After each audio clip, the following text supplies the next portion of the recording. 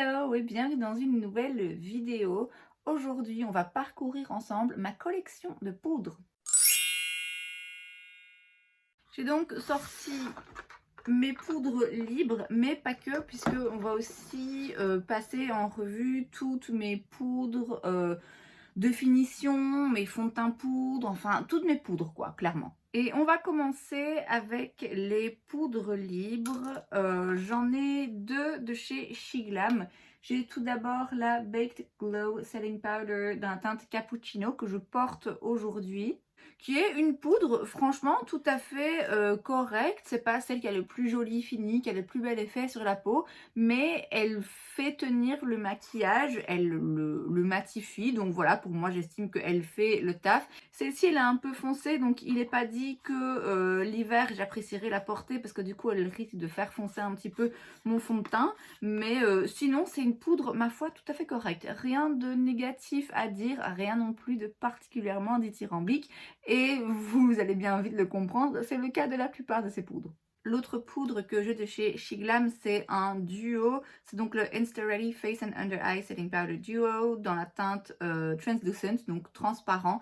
Et en fait, vous avez au-dessus une poudre compacte qui est idéale pour appliquer dessous des yeux, pour fixer l'anti-cerne et pour illuminer et flouter le dessous des yeux. Et ensuite, vous avez la poudre libre. La poudre libre, je suis pas hyper fan, je la trouve quand même très blanche. Alors en soi, encore une fois, elle fait le job en termes de matifier et de faire tenir le fond de teint. Après, elle est très très fine, un peu comme les poudres HD de chez Makeup Forever, on va y venir dans un instant. Et du coup, oui, je trouve qu'elle a cet effet un petit peu blanchâtre sur la peau qui me plaît un petit peu moins. La poudre compacte, par contre, qui est donc ici sur le dessus, je la trouve sympa pour le dessous des yeux, c'est vrai, et même un petit peu ici, c'est vrai qu'elle floute très légèrement.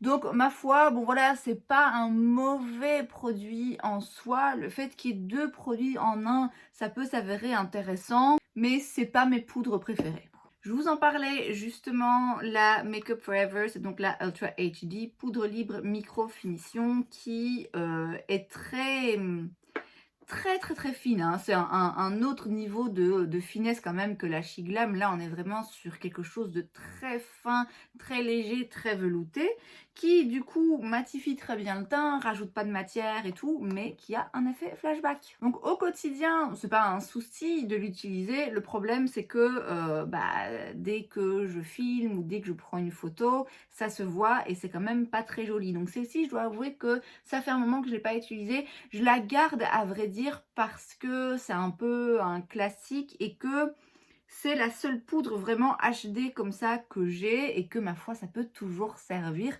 mais c'est pas celle que je vais utiliser le plus souvent. Autre poudre blanche mais qui pour le coup n'apporte pas d'effet flashback et n'a pas ce côté un petit peu blanchâtre quand on vient de l'appliquer, c'est la RCMA, The Original No Color Powder. On est sur quelque chose quand même qui est assez fin et léger, mais je vous dis, il n'y a pas le côté flashback, c'est vraiment sans couleur pour le coup, ça va juste aller matifier le teint sans ni le foncer, ni apporter le côté, comme je vous disais, un peu blanchâtre. C'est une très bonne poudre, encore une fois, une poudre qui fait le job. Elle va pas donner un effet hyper flouté à la peau, mais elle fait ce qu'elle est censée faire, c'est-à-dire matifier, fixer le make-up. Il y a beaucoup de quantité ici, ce qui pour moi, vu que j'ai pas que cette poudre, bon ça m'est moins utile, mais si vous cherchez vraiment le côté économique, bon, clairement là il y a de quoi faire. Le packaging, je suis pas hyper fan, bon c'est marrant, ça ressemble un peu à un pot d'épices, mais en vrai j'aime pas que le capuchon soit si petit, mais enfin ça on va dire que c'est un détail. Ensuite, bon là je vais les prendre un petit peu au hasard comme elles me viennent. J'ai la poudre fixatrice Lock-It de chez KVD. Alors, on pourrait croire que j'en ai beaucoup utilisé, mais en fait une fois je l'ai renversée. C'était sympa comme matinée. Franchement, ça fait un moment que je ne l'ai pas utilisé. et j'en garde pas un souvenir impérissable. Donc si j'en ai pas un souvenir impérissable, bon, d'un côté c'est pas forcément une bonne chose, parce que ça veut dire qu'elle fait rien de ouf sur le teint, mais en même temps ça veut aussi dire que c'est pas catastrophique et que en soi bah, c'est une poudre qui encore une fois matifie et fixe le maquillage. Celle-ci c'est dans la teinte Translucent, mais elle est pas blanche, donc elle est juste très légèrement teintée, et c'est un mini format. Là, Laura Mercier, c'est donc la poudre libre fixante transparente dans la teinte Translucent. C'est une poudre classique. Alors, je dois avouer que c'est pas celle qui, d'après moi, va donner le plus joli effet sur la peau. J'ai d'autres poudres qui, je trouve, floutent beaucoup mieux les pores ou qui ont un aspect plus naturel, mais c'est juste une valeur sûre dans le sens où, donc, elle est translucente, mais vous voyez, elle est quand même très très légèrement teintée. Donc c'est une valeur sûre dans le sens où elle va en effet matifier le teint, elle va faire tenir le maquillage, elle ne va pas changer la couleur du fond de teint, elle ne va pas trop changer non plus l'apparence du teint. Donc comme je dis, ça va le matifier, mais ça va pas rendre un teint hyper poudreux et mat, c'est juste une bonne poudre. J'utilise quand même assez souvent dans le sens où je trouve qu'elle est facile à utiliser en fait. Je vous dis, on va pas se louper. Je peux la mettre dessous les yeux et sur le reste du teint. Il n'y a rien qui va être moche, il n'y a rien qui va accrocher, il n'y a rien qui va mettre en avant les plaques de sécheresse. C'est juste, voilà, vraiment une solide option. La poudre Huda Beauty, c'est donc la poudre libre baking et fixation que j'ai dans la teinte Banana Bread. Alors cette poudre, elle sent, hein, elle est très parfumée. Je sais qu'il y en a qui n'aiment pas ça, moi j'adore. J'adore, en plus j'adore cette odeur, je sais pas pourquoi, mais vraiment moi j'aime beaucoup. Mais enfin, si vous n'aimez pas les produits qui sentent, dans lesquels il y a du parfum rajouté, clairement ça va pas vous plaire. C'est une poudre que je vais pas forcément utiliser au quotidien parce que c'est quand même un petit peu asséchant. C'est définitivement une poudre qui floute, elle floute vraiment bien. Elle a un très joli effet, maintenant elle donne un effet très maquillé. C'est pas le genre de poudre que je mets au quotidien comme j'ai dit parce que ça sèche un petit peu. C'est pas le genre de poudre que je mets quand je veux un make-up un peu naturel et quand je veux que la brillance naturelle de ma peau ressorte. Là, ça va faire tout tenir, mais il n'y a rien qui va bouger. Ça va être très matifiant, donc c'est pour créer des teints vraiment très mat. Donc si vous avez la peau sèche, je suis pas sûre que vous aimiez ça. Moi, j'ai pas la peau sèche, j'ai plutôt une peau mixte à tendance grasse, donc clairement, cette poudre, je l'aime beaucoup. Et c'est celle que je mets à tous les coups. Si je sors, si j'ai un événement qui fait que j'ai besoin que mon make-up ne bouge pas, c'est celle-là. Une autre poudre qui fait un petit peu concurrence à Huda, premièrement en termes de poudre qui tient vraiment bien le make-up et qui est hyper matifiante et qui va rien faire bouger. Et aussi en termes de senteur, c'est la Coty Airspun dans la teinte Translucent. Ouais, Translucent. Et alors là, ça sent très fort. Par contre, ça pue. Ça, pour le coup, c'est pas vraiment une odeur qui me plaise particulièrement. Ça sent un peu le parfum de femme mature. Je sais pas comment le dire gentiment, mais non. Ça, je trouve que ça sent pas bon. C'est vraiment très fort et c'est pas une odeur très forte agréable. Donc ça, définitivement, quand vous la mettez, faut s'apprêter à pas respirer pendant quelques minutes, mais elle est, encore une fois, comme la Huda, assez incroyable en termes de tenue de make-up, de matité. C'est vraiment une très bonne poudre. Juste, ça sent pas bon, quoi. J'ai ensuite la poudre Veil, c'est la poudre fixante translucide de chez Hourglass, qui pour le coup, ce qu'elle a d'intéressant, c'est qu'elle a un très joli fini. Elle est très fine, elle est donc translucide, légèrement colorée, mais l'effet est translucide. Et elle a un très joli effet sur la peau, elle n'a pas un effet poudre. Donc si vous avez une peau qui est plutôt normale, même éventuellement, voire sèche, mais que malgré tout, vous avez besoin de fixer votre maquillage, votre fond de teint, votre anti-cerne, etc. Celle-ci, elle va apporter un effet plus naturel, elle va moins se voir. Elle a moins un côté matifiant. C'est plutôt vraiment, ça fixe, mais sans trop aller changer le fini finalement du fond de teint qu'on a. Donc c'est une très jolie poudre que j'utilise quand même assez régulièrement. J'ai juste une petite plainte en termes de packaging encore une fois, parce qu'il y a un stop là dans le couvercle. L'avantage c'est que du coup ça évite d'avoir de la poudre partout, mais moi ça m'arrange en fait de pouvoir mettre de la poudre dans le couvercle, comme ça j'y vais avec ma houppette directement. Mais bon, encore une fois, un problème de packaging, on va dire que c'est un détail. La poudre fixatrice retouche instantanée de chez Fenty Beauty que j'ai dans la teinte Butter. Ça fait un moment que je n'ai pas utilisé. Alors celle-ci aussi, elle sent. Aussi une odeur que j'aime bien. Ah ouais, carrément, ça fait tellement longtemps que je n'ai pas utilisé que ça me rappelle des souvenirs. Celle-ci, je dirais peut-être un peu plus asséchante. Dans mes souvenirs, pareil, hein, comme la plupart des produits que j'ai, il faut toujours que je les reteste parce que voilà, je reste longtemps sans les utiliser vu que je change tout le temps. Et donc c'est vrai que parfois j'ai tendance à oublier précisément ce que ça fait sur moi. Mais dans mes souvenirs, celle-ci, elle est quand même un petit peu plus asséchante, un petit peu plus visible. Par contre, très bien en termes de tenue, de maquillage et de matité. Et enfin, chez Urban Decay, j'ai la Velvetizer, qui est une poudre très spéciale, qui est pour le coup très fine, et qu'on peut mélanger à des fonds de teint de texture liquide pour apporter un petit extra de couvrance. Et si on a un fond de teint qui est un petit peu trop liquide et qu'on a besoin de le texturiser un peu, de faire quelque chose qui tienne un petit peu mieux, on peut y mélanger cette poudre. Il n'y a pas longtemps, j'ai voulu la réessayer, mais je l'avais testée donc seule, comme ça sur le visage, et ça donne rien de ouf. Et il est bien écrit, c'est une base de mélange, mixing medium. C'est donc pas une poudre qu'on applique seule. D'ailleurs, à vrai dire, je devrais sans doute la retirer de ce tiroir et la mettre avec mes fonds de teint. Et il faudrait que je pense à faire cette expérience de mélanger un petit peu de cette poudre avec un fond de teint peut-être un petit peu plus liquide, un petit peu moins couvrant, pour voir si ça aide ou pas. On passe maintenant aux poudres compactes et je vais commencer avec celle que j'ai aujourd'hui en dessous de mes yeux. C'est la Banana Cream poudre fixante de chez Too Faced, qui était un produit en édition limitée que j'ai depuis des années, qui faisait partie de leur collection Tutti Frutti, il me semble. Il y a des petites bananes dessinées à l'intérieur et ça sent la banane. Alors, je peux pas dire que je sois hyper fan. C'est peut-être pas l'idéal de la mettre en dessous des yeux. Mais même sur le reste du teint, ça, je pense que je vais finir par m'en débarrasser. Je l'ai retesté ici 2-3 fois et je vais continuer à la tester encore quelques fois parce que ça fait très longtemps que je ne l'avais pas utilisé et que je voulais m'en faire une opinion et me remettre un petit peu en tête ce que j'en pense. J'ai pas l'impression que ce soit la plus jolie sur moi. Je la garde pour le moment, je continue à la tester, mais pas sûre qu'elle reste encore longtemps dans ma collection. La Fit Me de chez Maybelline Matte et Poreless. Pareil, ça aussi, ça fait un moment que je l'ai pas utilisé parce qu'elle est quand même très claire et comme en ce moment je suis bronzée, même pour mettre en dessous des yeux, je trouve ça quand même un petit peu trop clair par rapport au reste de mon teint. Donc ça fait un petit moment, il faudra aussi que je la reteste.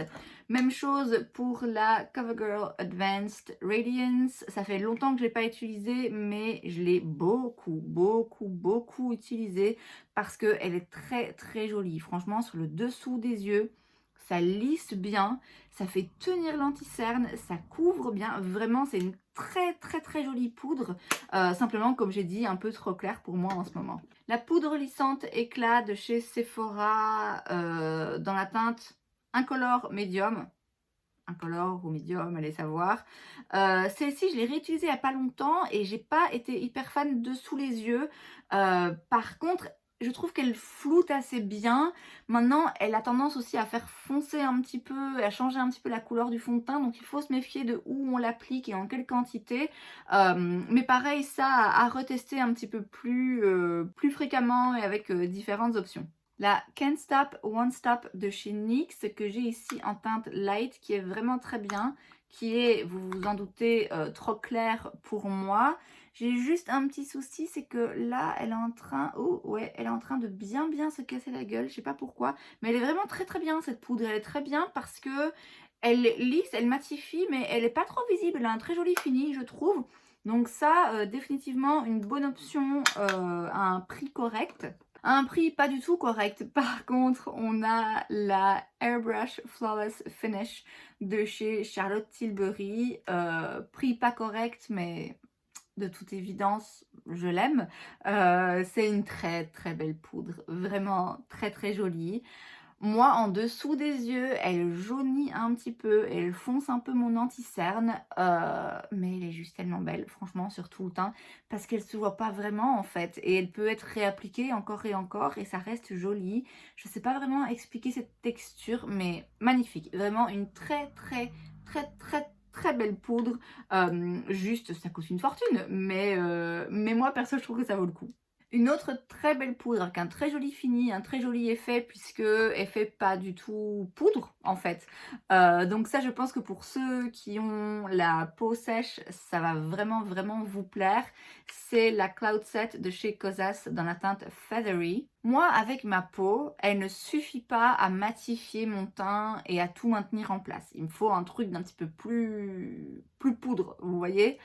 Par contre, comme je disais, elle a un très joli fini et elle a un très joli effet floutant. Moi, j'aime beaucoup la mettre dans cette région de mon visage et alors ça floute. C'est juste splendide. Une très très très belle poudre avec un très joli fini, comme je vous disais, qui je pense va être très apprécié par les personnes avec la peau sèche. Ceux comme moi qui ont plutôt la peau mixte à grasse, j'aime pas l'utiliser seule. C'est définitivement plus pour moi une poudre de finition que vraiment une poudre pour tout maintenir en place. Mais ça, c'est mon type de peau. Autre poudre assez miraculeuse, mais autre poudre que je vais utiliser en combinaison avec d'autres, c'est la poudre lissante secrète dessous des yeux de chez Laura Mercier, qui, je dois l'avouer, est très très belle. Non seulement est très belle en dessous des yeux pour illuminer le regard, et ça reflète un peu la lumière, mais juste assez, vous voyez, pas trop non plus, ça va pas aller mettre en avant le petit ridule qu'on peut avoir. Mais j'aime aussi beaucoup la mettre dans cette zone justement de mon visage parce que ça floute un peu. C'est pas que ça floute, c'est que ça donne un côté lumineux. Je sais pas comment l'expliquer, mais c'est une très très belle poudre. Par contre, même chose que pour la Kosas. La mettre seule pour fixer mon maquillage ou fixer mon anti-cerne, je trouve que c'est pas assez. Donc moi ce que je préfère faire, c'est d'abord bien fixer mon anti-cerne avec une poudre qui va le maintenir en place. Et ensuite ça, j'en rajoute juste une toute petite touche pour venir illuminer le regard. C'est une très belle poudre. De nouveau, c'est pas donné et il y a quand même jamais que 3,5 grammes de quantité. Si on compare à une autre poudre standard, la Charlotte Tilbury, la Sephora par exemple, il y a 8 grammes. Donc là, il n'y a vraiment pas grand chose, mais bon, après, c'est en soi censé être utilisé dessous les yeux et pas sur tout le teint. C'est juste que moi, je vous dis, j'aime bien la mettre à certains endroits pour apporter un peu des points de lumière. Donc très très belle poudre, très sympa à utiliser, pas uniquement, comme je disais, en dessous des yeux. Vraiment un très beau résultat. Chez Too Faced, toujours, j'ai la Peach Blur. C'est donc une poudre de finition translucide effet lissant enrichie à la pêche et à la crème de figues sucrées. Ça fait un siècle que je ne l'ai pas utilisée et je pense pas l'avoir beaucoup utilisée d'ailleurs. En fait, le truc, c'est qu'ils disent que ça a un effet lissant, mais moi, je vois quand même un petit peu de lumière. Donc, a priori, pour moi, les deux sont pas forcément compatibles. Faudrait, encore une fois, hein, comme beaucoup de mes poudres, faudrait que je la reteste une fois, mais ça, quoi qu'il arrive, c'est une poudre de finition, donc c'est une poudre qu'on va utiliser vraiment en dernière touche. J'ai pas l'impression qu'elle soit lissante, par contre j'ai l'impression qu'en effet elle apporte un petit peu de lumière et que ça peut être sympa en touche de finition, hein, du coup, pour mettre à certains points du visage, rapporter un petit peu de lumière et un côté un peu plus naturel à la peau. Celle-ci de chez Becca, c'est un peu le même principe d'après moi, c'est la poudre Light Shifter Finishing Veil, c'est donc un voile de finition que j'ai dans la teinte 3 qui est en effet assez lumineux mais qui reste joli. C'est pas lumineux comme un highlighter, vous voyez, c'est quand même une jolie poudre avec un joli fini. Pareil, ça fait un moment que je ne l'ai pas utilisé. C'est de nouveau pas une poudre que je vais aimer mettre sur tout mon teint parce que sinon ça va être un peu trop brillant à mon goût, mais c'est vrai que sur certains points du visage, pour y apporter un petit peu de lumière et un petit peu de vie, c'est pas mal. Et ce que j'aime bien dans celle-ci, c'est qu'elle est plus foncée que les autres du même type que j'ai, et du coup bah, je peux plus facilement l'utiliser maintenant par exemple. Donc ça, à ajouter à la liste des choses à tester bientôt. Et j'ai chez Milani la Prep Satin Glow. C'est une poudre transparente révélatrice. Mode d'emploi, goûtez bien. Appliquée sous un fond de teint pour préparer la peau ou au-dessus du maquillage, enfin pour fixer le maquillage. Finition luminescente, soyeuse, sensation de légèreté. Il me semble pas avoir essayé, hein, de la mettre en dessous de mon fond de teint parce que c'est complètement contre-intuitif à à mes yeux. Par contre, ça ne fait pas tenir en place le maquillage et il faut pas mettre ça partout, enfin, en tout cas pour moi, parce que c'est quand même très, très, très lumineux. En plus, ici, elle est plus claire, donc ça va encore plus, refléter la lumière. C'est vraiment très lumineux. Pour moi, ça, c'est plutôt une poudre que je pourrais utiliser comme un highlighter vraiment très discret quand je veux quelque chose de naturel. Encore une fois, en poudre de finition un petit peu brillante et soyeuse à certains endroits de mon visage pour ramener un petit peu de glow, mais encore une fois, donc de façon plus naturelle qu'avec un highlighter très bling bling. Pas forcément du plus joli effet, je trouve, sur la peau. Moi, je la garde quand même, mais clairement, moi, j'utilise pas ça pour fixer mon maquillage ni sur tout mon visage parce que sinon, c'est effet boule à facettes garantie. Chez Dior Backstage, on a la Face and Body Powder No Powder, qui est donc une poudre perfectrice sans effet matière, fini floutant, lumineux, naturel, effet mat toute la journée. Vous pouvez aussi l'appeler poudre miracle. J'adore cette poudre. Ça fait un moment que je ne l'ai pas utilisée, mais elle est vraiment magique. Franchement, pour le coup, ils auraient pu appeler ça la poudre magique ou la poudre miracle. Alors, elle se glace, hein. Elle a tendance à se glacer assez facilement. Donc, faut pas hésiter à gratter un petit peu pour aller retirer le côté glacé de la poudre. Vu le prix qu'elle coûte, je ne vous cache pas que c'est un peu embêtant de devoir retirer de la matière. Mais elle est vraiment, vraiment très très bien. Moi, j'ai la teinte de N. J'aime bien l'appliquer avec un pinceau de ce genre et vraiment aller la presser dans mon maquillage. C'est pas pour moi un fini hyper mat quand même. Encore une fois, ça dépend très grandement de mon type de peau.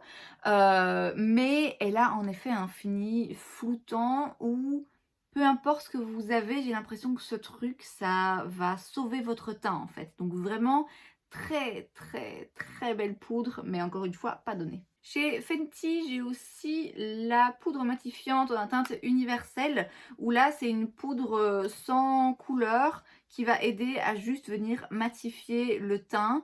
C'est pas mal, ça peut s'avérer utile. Maintenant, ça rajoute pas de matière et je dirais que utiliser un papier matifiant, c'est un peu pareil finalement. Ça a vraiment, je trouve, le même résultat qu'un papier matifiant. Or, ça coûte plus cher que du papier matifiant.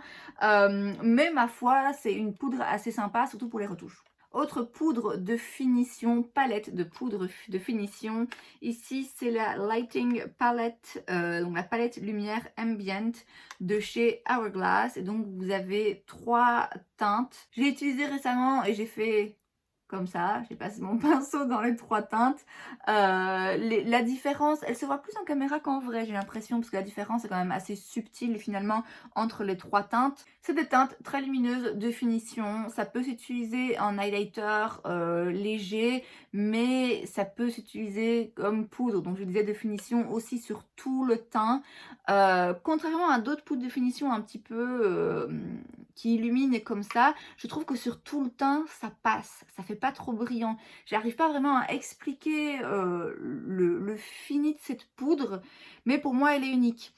Vraiment, ces poudres de finition de chez Hourglass, elles ont quelque chose qu'on ne retrouve pas ailleurs, où elles illuminent le teint, assez que pour donner un côté lumineux naturel, mais pas trop que ça donne un côté vraiment trop brillant. On peut vraiment l'utiliser partout. On peut l'utiliser avec un pinceau un petit peu plus dense et la placer, comme j'ai dit, un petit peu plus comme un highlighter. Ça va bien ressortir et être bien brillant. Elle est juste très, très beau produit. Hourglass, bon, leurs poudres sont pas données, mais c'est quand même vraiment une texture et un fini que je retrouve pas ailleurs. Chez MAC, j'ai 2 poudres Mineralized Skin Finish.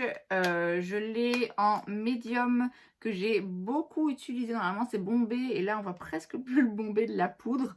Je pense que j'utilisais beaucoup quand je me maquillais pas trop et que je mettais juste un peu d'anti-cerne et puis je mettais ça en fait sur tout mon teint. Bon, alors en soi, c'est clairement plus une poudre de finition, hein, si vous l'utilisez sur tout votre teint comme comme fond de teint, ça va vraiment pas couvrir grand chose.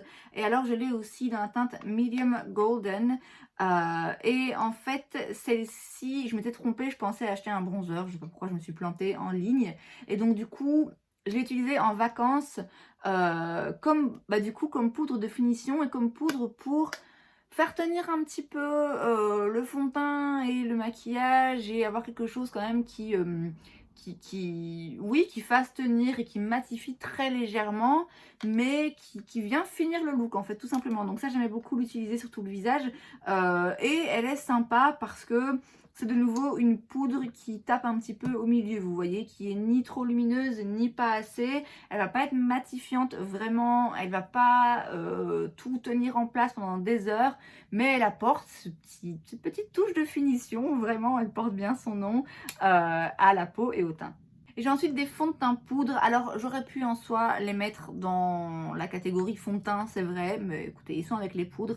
J'ai tout d'abord la CC Plus Airbrush Perfecting Powder de chez It Cosmetics dans la teinte Medium. Tous les fonds de teint poudre, ça fait un moment que je ne les ai pas utilisés parce que en temps normal, il y en a certains qui peuvent être un rien trop foncé pour moi et là de toute évidence ils sont trop clairs. Donc ça fait vraiment très longtemps que je ne l'ai pas utilisé. Je sais plus du tout ce que c'est, ce que ça donne. Donc je vais pas trop m'étaler dessus. Je sais qu'elle est très bien réputée. Donc bon, à voir, à revoir. La L'Oréal Infallible 24 Hour Fresh Wear Foundation and a Powder. Très bonne poudre compacte, fond de teint poudre vraiment top. Elle avait fait un peu le buzz sur le réseau et les gens l'appliquaient avec cette petite éponge qui est fournie avec et swipaient comme ça et c'était hyper couvrant. C'est hyper couvrant en effet quand on fait comme ça, mais c'est franchement pas hyper joli je trouve. De nouveau, moi c'est le genre de poudre que j'aime bien utiliser avec un pinceau comme ça un petit peu plus dense et que je vais tapoter en fait sur le teint pour garder quand même la couvrance sans avoir le côté plâtre où vous avez une couche comme ça de poudre. Très belle poudre, très bien couvrante, très jolie fini pour un fond de teint poudre. Je dis ça fait pas un effet trop keki sur la peau, vraiment une très bonne option pour un fond de teint poudre. En plus L'Oréal, donc prix relativement abordable. Et ensuite chez Fenty j'ai la Pro Filter fond de teint poudre mat que j'ai aussi beaucoup aimé. Là j'ai un problème avec la teinte. Pareil, hein, d'habitude elle est trop foncée pour moi ici. Je pense qu'elle pourrait être un peu trop claire, mais elle va commencer à être juste bien. Le souci, c'est que j'ai l'impression qu'elle tire un petit peu vers le rose. Pour moi, c'est la teinte 210. Donc ça, je pense que je vais pouvoir la réessayer dans pas longtemps. Mais c'est de nouveau une très bonne couvrance et un assez joli fini. Et enfin, la Makeup Forever, c'est le fond de teint poudre flouteur que j'ai dans la teinte Y235 et que, vous le voyez, j'aime beaucoup. C'est vraiment, je pense, mon fond de teint poudre préféré parce que c'est celui qui se voit le moins. Alors moi, j'ai besoin de couvrance et j'aime bien la couvrance, mais c'est vrai que même sur celui-ci, je vous ai dit qu'il est très bien. Bon, on voit quand même le maquillage. Alors, on voit le maquillage avec celle-ci aussi, hein, mais ça a un joli effet, un effet beaucoup plus flouteur en effet. Très belle poudre. Le packaging, il me stresse un peu parce que du coup, il est grand et vous avez l'éponge qui prend la moitié de la place. Donc, je suis pas sûre que c'était le mieux. Mais je pense que si je devais choisir juste un fond de teint poudre, c'est celui-ci que je prendrais, vraiment une très belle option. Et c'est tellement joli comme effet que même si vous n'avez pas la peau mixte à grasse, vous pouvez aimer ce fond de teint. Alors, si vous avez la peau sèche, je pense que de manière générale, les poudres, c'est pas votre truc. Et un fond de teint poudre, encore moins. Mais il y a moyen que ce soit un des rares fonds de teint poudre qui soit pas moche sur les peaux sèches. Vraiment un très beau produit. Et c'est donc tout pour cette vidéo. J'espère que ça vous a plu. Si c'est le cas, n'hésitez pas à laisser un like. Vous pouvez aussi vous abonner à ma chaîne parce que c'est gratuit, donc pourquoi pas. Et moi, je vous vois la prochaine fois. Bye!